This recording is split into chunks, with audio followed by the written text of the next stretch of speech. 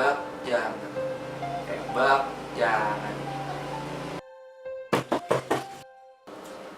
Masuk. Wih, bunga mawar nih. Kayak pengantin baru aja. Kebelet kawin lo ya? Salam lo, gue lagi bingung nih. Bingung kenapa lo? Lo tau kan kalau gue lagi deket sama Ani. Iya, terus? Gue mau nembak dia, tapi gue ragu. Oh, jadi lo semacam hitung kancing, tapi diganti bunga mawar.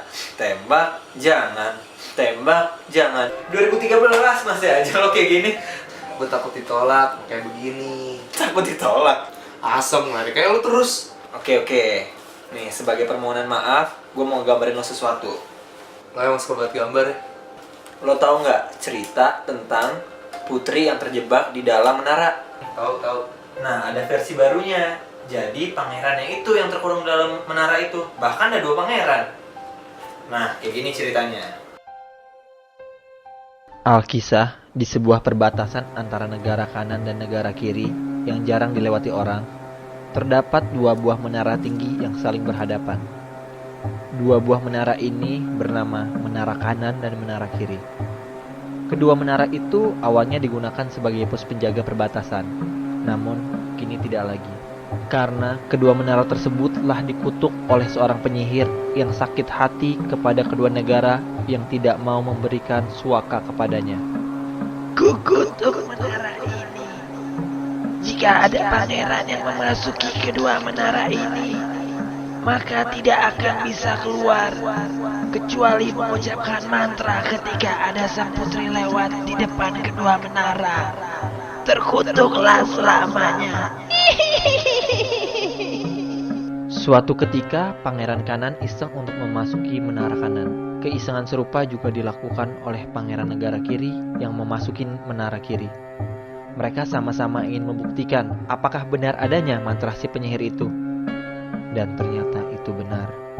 Setelah masuk ke dalam menara, kedua pangeran tidak dapat keluar karena tangga menuju puncak menara hancur, sehingga mereka tidak dapat turun. Tolong! Saya tidak bisa turun. Berbagai macam upaya untuk mengeluarkan mereka telah dicoba oleh kedua pihak kerajaan, namun semuanya gagal.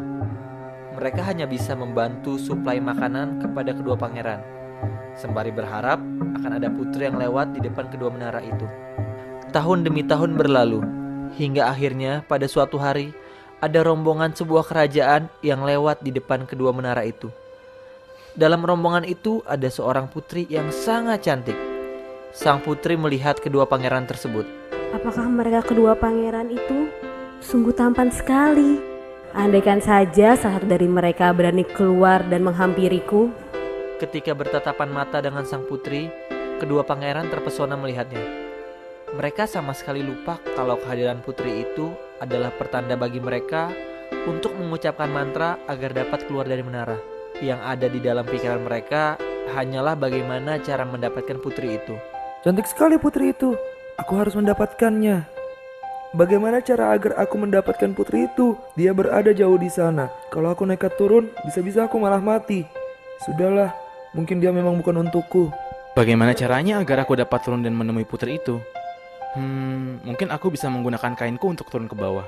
Tidak cukup panjang untuk sampai ke bawah, namun dapat memperpendek jarak dan aku tinggal lompat. Dengan mengumpulkan keberanian, akhirnya ia mengikat kainnya, menuju jendela dan perlahan berjalan turun menyusuri dinding menara.